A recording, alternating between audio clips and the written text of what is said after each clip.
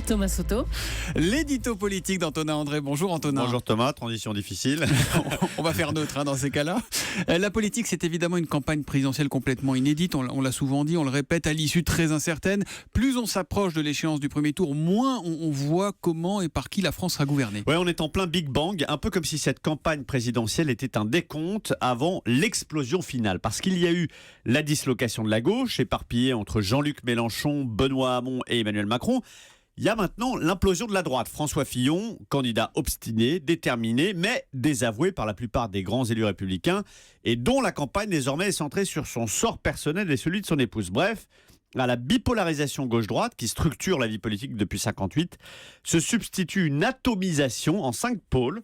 Le Front National avec Marine Le Pen, la droite républicaine mais affaiblie, diminuée, le super-centre d'Emmanuel Macron, ce qu'il reste du PS avec Benoît Hamon et enfin la gauche insoumise de Jean-Luc Mélenchon. Bon, on a quand même à peu près une certitude, c'est qu'il y aura un vainqueur le 7 mai 2017 à 20h, mais pour autant, ce que vous nous dites, c'est qu'il aura du mal, ce vainqueur, à avoir une majorité. Oui, le 7 mai 2017, la France peut très bien basculer dans ce qu'on appellerait une crise de régime. Qu'est-ce que ça veut dire ? Eh ben, ça veut dire que les institutions se bloquent, que la France devient ingouvernable. Parce qu'une fois élu, le président a besoin d'une majorité pour gouverner. Or, l'atomisation du paysage politique rend très compliqué la constitution d'une majorité stable dans le temps. Prenons une hypothèse. Marine Le Pen l'emporte. Elle est présidente de la République.